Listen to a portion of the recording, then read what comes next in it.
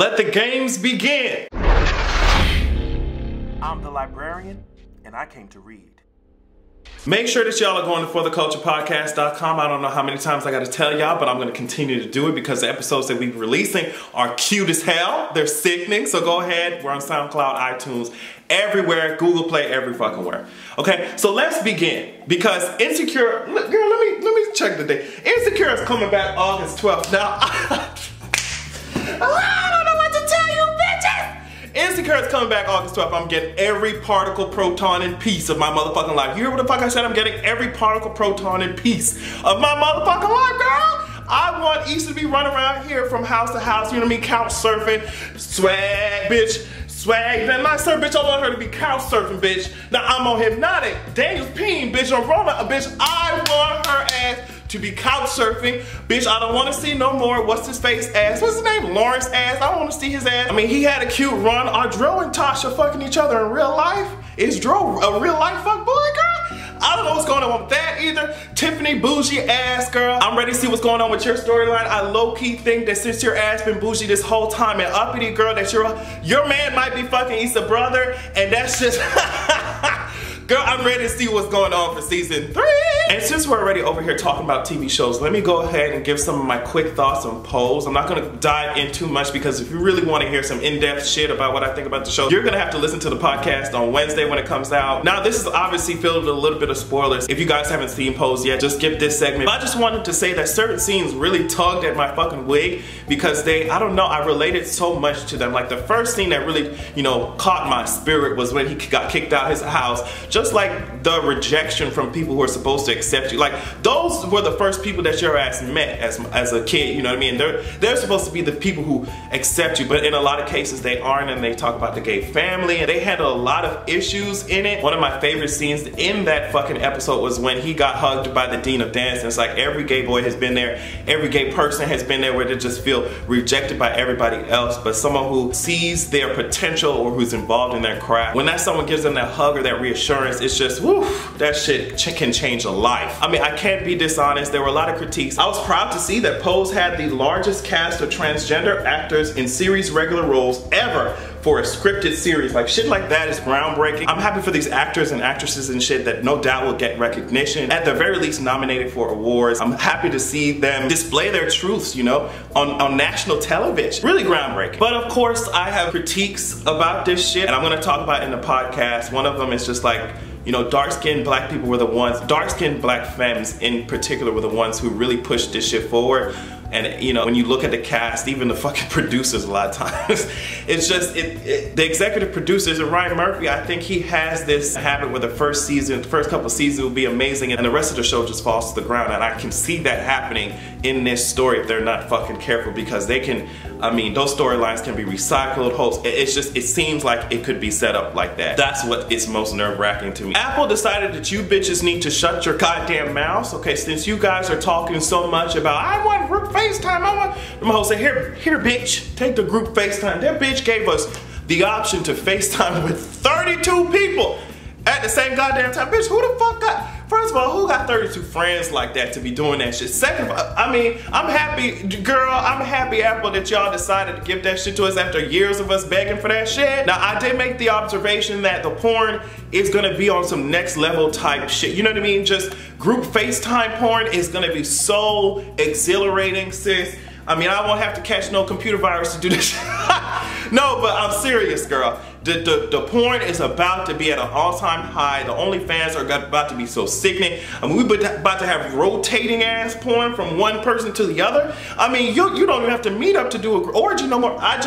I'm ready for this shit. Thank you so much, Apple, for giving us what we fucking asked for. Now all I need for y'all to do is lower these goddamn prices. There has been a lot of bullshit going on in politics. Let me tell you girls about the real tea. Now the primary elections are happening on June 5th today when I'm recording this. In California, Alabama, Iowa, New Jersey, Mississippi, Montana, New Mexico, and South Dakota. Now apparently I'm reading here there are 85 House seats. There are 5 Senate seats, there are 5 governor's positions, and there are a lot of local and state legislative races that are about to be taking place. Now, girl, if you are in one of these states or whatever the heck, girl, get out there and do what you need to do. I don't know what y'all have to do, but if you gotta vote, do what you got to do, sis. Because we don't have no time to be playing no games. They're chopping down everything that is good and holy in that fucking White House. Them hoes are in there bulldozing over our futures, girl. We need to get out here and fucking vote. So if you are in these states, I hope that you are at least aware of the issues and aware what the fuck is going on. I hope that you are using your voice in whichever way you feel like you need to. But sis, I'm just let you know that these hoes are really taking an axe to our futures. So, I mean, like it's a fucking cherry tree, girl. We got to stop their ass. We've got to stop his ass. And the reason why we need to stop their ass, I mean, there are many, but we don't want any more people like Rudy Giuliani getting up there and thinking that he can say and do whatever the fuck he want to do. Now, let me tell you something. Rudy Giuliani, I mean, I wish that he would shut his mouth, but honestly, Michael Avenatti just makes me realize, hey, just keep talking, Rudy. Just keep talking. Michael Avenatti said, girl, you're admitting so much shit when you talk. It's like, I mean, he went on Twitter like, girl, just keep talking. Like, you're making this case so easy for me. Girl, Giuliani has said some fucked up shit, but girl, this shit is crazy. He said, one of the things he said was that, you know, Trump shouldn't testify because our recollections keep changing. It's like, well, sis, I mean, what the fuck are you? You shouldn't be allowed to, okay, I wish that shit worked for me in school. I shouldn't be allowed to take the test because my recollection keeps changing. I don't give a fuck. Like, what the fuck? Imagine me going up to a teacher and saying, hey sis, you know what sis? I don't feel like taking that exam, no ma'am. You know, school is bullshit half the time anyway, but just listen, hear me out. I don't feel like taking that fucking exam, sis, because my memory just keeps changing from one thing to the other. Bitch, did you take the red or blue pill? Are you living in the fucking Matrix, sis? Like, girl, if your memory is really fucking you up that much, sis, you don't need to be in politics. You don't need to be in government, bitch. I don't want to be governed by somebody who can't fucking remember what the fuck happened a fucking 2 months ago, sis, or a day ago, girl. I don't want to be fucking, I don't want my life to be controlled by that shit, girl. Sit your ass down, Rudy Giuliani, girl. And she keeps talking. And that's what I'm saying. People who are so accustomed to privilege, people who are so accustomed to never being held accountable, don't know how to not say whatever the fuck comes to their head because they've been doing it all their goddamn lives. So, and they've never been held accountable. So now it's just like, it's like pulling teeth trying to get you to act like a decent human being. So girl, you're just allowing the shit to fly up from your asshole. You're allowing it to fly from your asshole and hit the fan. Now sis, that's not all this old dirtbag, beanbag, whoopee cushion built ass motherfucker has said. He said that the president could shoot Comey and he would not be indicted. And I guess technically the shit is correct, but why the fuck would you go up and say some shit like that? Now I think in the technicalities, the president technically can't be indicted in that way, I guess.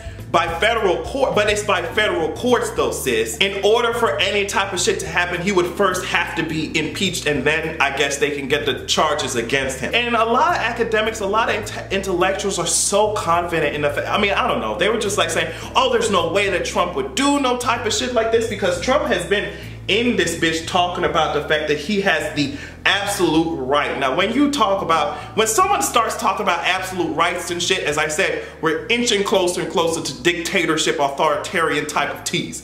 Okay? Ain't no absolute fucking right. But anyway, he talking about he has the absolute right to pardon himself. Now, anybody who is innocent does not go up talking about pardons and shit. We even talk about impeachment. Now, he skipped the whole shit for...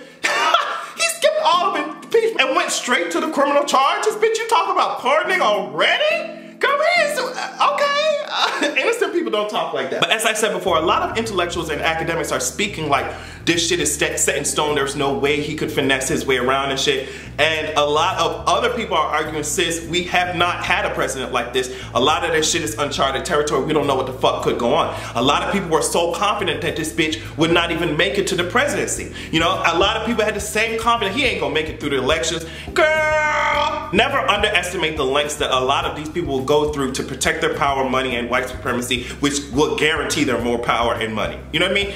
never underestimate that shit. This man, I truly believe in my heart, this man will test the limits of the constitutional rights that his ass has or does not have until you hoes step in and tell him to shut the fuck up. This man is one man, girl. I think that he will push and test as many loopholes as he can before he ultimately creates his own demise. That's what I think will happen. So I don't know why people are so confident in the fact that he won't press this issue or he won't do this shit or he won't be bold enough to pardon himself.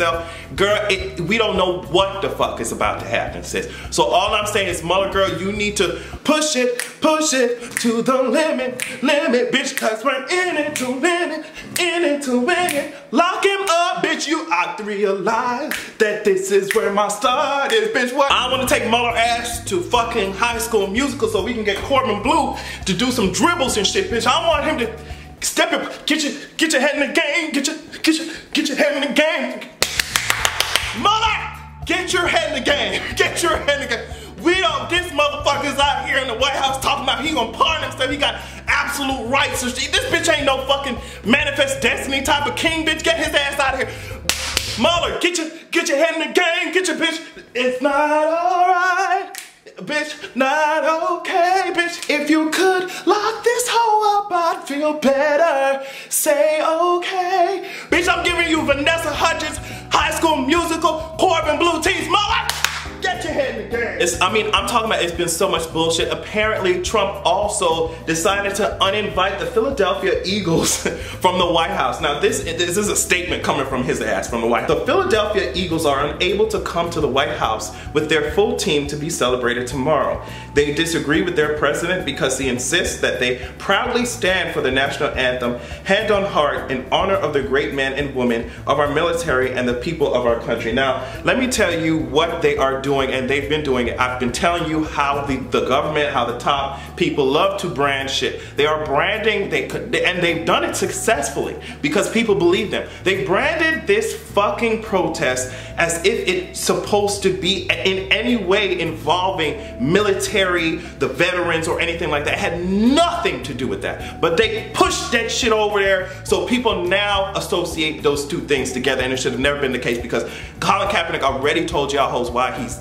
kneeling. Our asses are fucking dying. People don't have the same rights based off of how they look or where they came from. And until that shit changes, I'm going to continue to kneel down. That's what he said. And now they've taken it to mean this whole disrespect to veterans and type of tease. When this man is kneeling saying that he wants to make sure that we have freedoms in the first place, now y'all have a big problem with it. I thought y'all loved this whole land of the free rights and shit. We deserve this shit. Y'all just want domination, that's it. And people aren't gonna have it. And now you're mad. And you're trying to hold on to the last bit of power that you have left. Girl, we're coming. We're coming. But the Philly mayor had a few choice words to say about that shit. And I want to read at least one section of that shit because I thought that shit was funny. He said, now Jim Kenney is a Philly mayor, and he said, this is a part of his statement, disinviting them from the White House only proves that our president is not a true patriot, Jesus, but a fragile egomaniac, obsessed with crowd size and afraid of the embarrassment of throwing a party to which no one wants to attend. Jesus. And that's what I'm talking about. Stand up to his ass. Stand up to his ass, girl.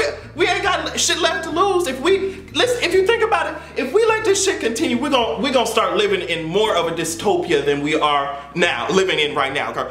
We ain't got shit to lose, girl. Stand up to his ass. And I love that he did that shit. And I can only imagine how much more difficult it would be for you to stand up to the president as a politician or as a mayor or as a governor, especially if you're gonna run the risk of seeing his ass in person if you work in these high levels of office. So it takes even that much more courage. So when I see these fucking officials doing that shit, I got to commend you hoes. I know you hoes got a lot of problems and shit, but let's at least tackle this one first and then we can get to fighting later. You know, let's at least tackle fucking Trump ass and get his ass. We can at least agree that motherfucker's fucked up. Get his ass out of here. Then we can work on some shit. But we really got to focus on getting this bitch. And not just Trump, his whole regime and the bullshit way of thinking that he's given space and allowed to flourish in this fucking country. We got to get rid of it all. Now Trump, Mueller got the hot grease for your uncooked lemon pepper wing shape ass chin. Bon appetit, bitch, and have a good goddamn evening.